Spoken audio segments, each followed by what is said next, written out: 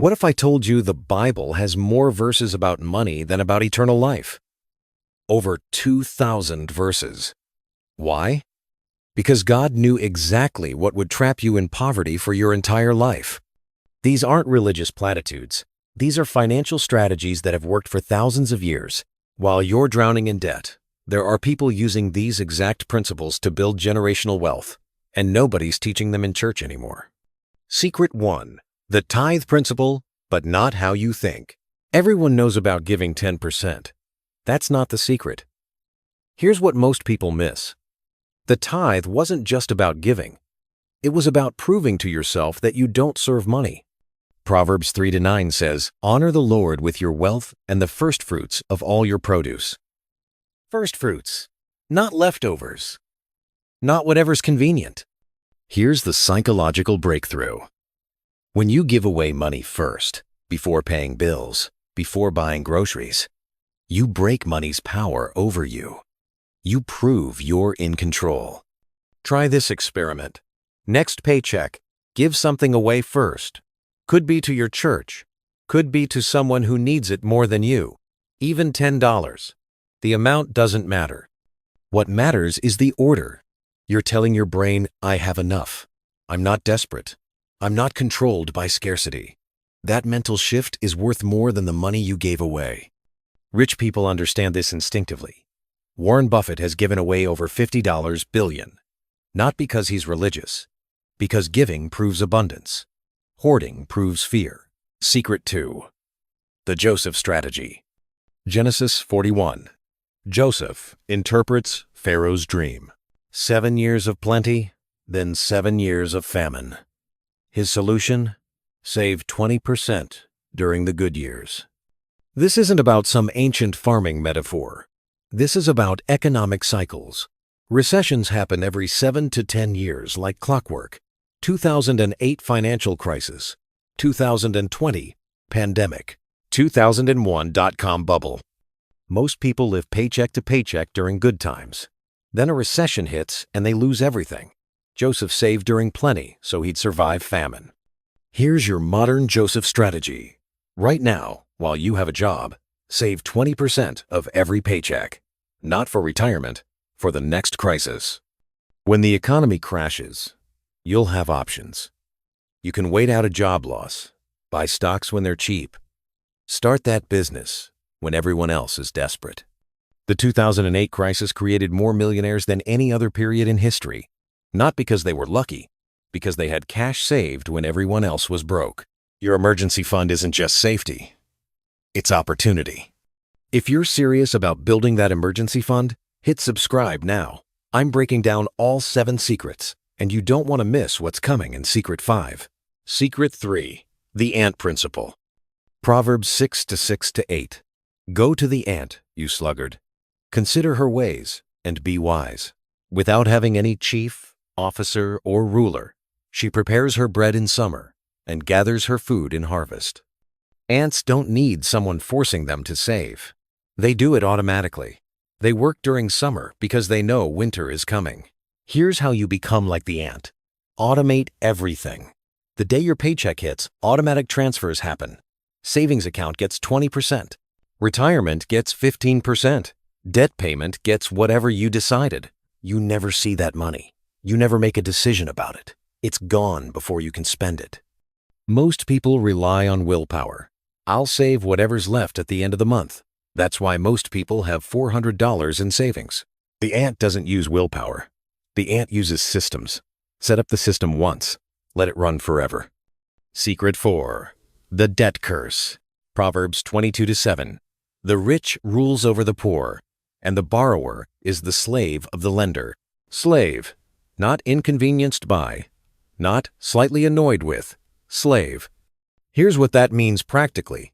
When you owe money, you can't quit your job. You can't take risks. You can't say no. You work for your lender, not yourself. The average American has $38,000 in debt, not including mortgages, credit cards, student loans, car payments. That debt costs about $600 per month in payments. Do the math. $600 per month is $7,200 per year. Over a 30-year career, That's $216,000 you paid to banks. Plus interest. You actually paid over $400,000. What could you do with an extra $600 every month?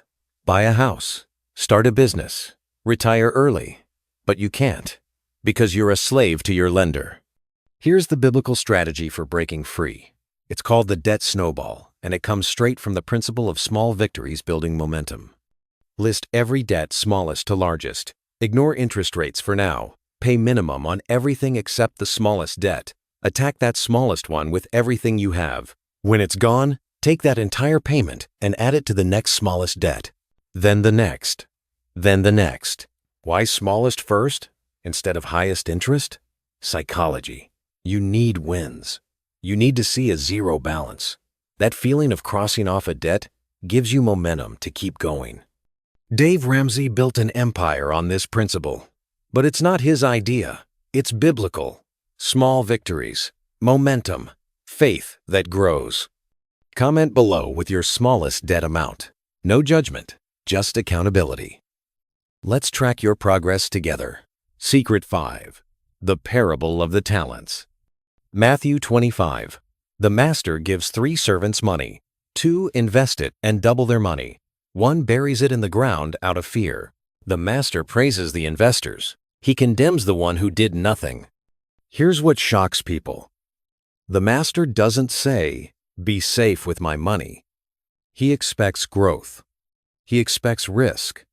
He expects investment. Most Christians think being good with money means being conservative, saving everything, taking no risks. Wrong. The Bible expects you to multiply what you have. That means investing. Here's the basic strategy. Once you have 3 months of expenses saved, start investing. Not in crypto, not in your cousin's business idea, in boring index funds. The S&P 500 has averaged 10% per year for the last 50 years. If you invest $500 per month starting at age 25, you'll have $1.5 million by age 60. That's the talent principle in action.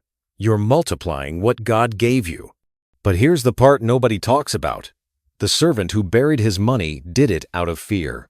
"Master, I knew you were a hard man, so I was afraid." Fear keeps you poor. Fear makes you bury money in a savings account, earning 0.5%, while inflation steals 3% per year. You're losing money by being safe. Faith means taking calculated risks. Investing in index funds isn't gambling. It's trusting that the economy will grow over time, which it always has. Secret 6. The Generous Lender Principle. Psalm 37-26. The righteous is generous and lends. Wait, didn't we just say debt is slavery? Yes, but there's a difference between consumer debt and productive debt.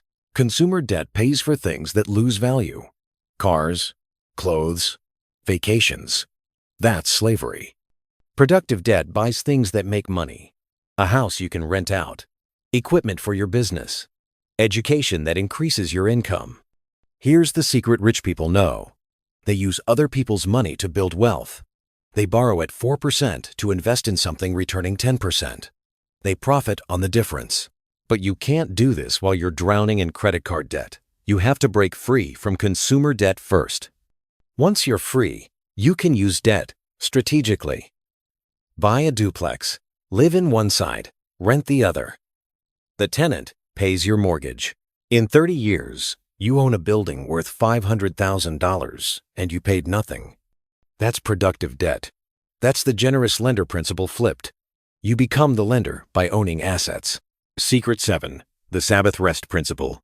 Exodus 23:10-11. For 6 years you shall sow your land and gather in its yield, but the 7th year you shall let it rest. Even the land gets a break. Why? Because constantly extracting without resting leads to collapse. Your finances work the same way. If you're working 3 jobs, side hustling every weekend, never resting, you'll burn out. You'll make stupid decisions. You'll get sick. Here's the radical biblical money principle. Rest is productive. Margin is valuable. Enough is enough. American culture says more is always better. More hours, more income, more stuff. The Bible says there's a finish line. 1 Timothy 6:8. If we have food and clothing, with these we will be content. That doesn't mean be lazy. It means know when to stop. Know what enough looks like. Here's how this works practically. Calculate your enough number. How much money do you actually need per month to live well? Not to impress people, not to keep up with Instagram, to actually be happy. For most people, it's way less than they think.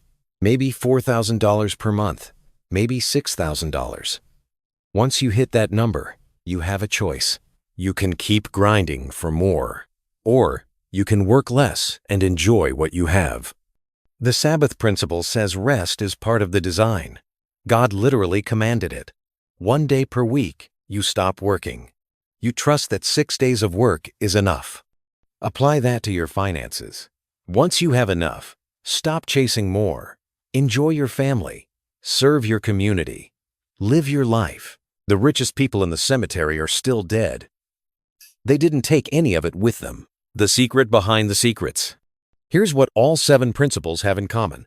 They're about obedience, not optimization. The world's financial advice is about maximizing returns, squeezing every penny, gaming the system. Biblical money principles are about trust. You give first because you trust God provides. You save because you trust hard times are coming. You rest because you trust that enough is enough. That trust produces something money can't buy. Peace. Philippians 4:19. My God will supply every need of yours according to His riches in glory. Not every want, every need. There's a difference.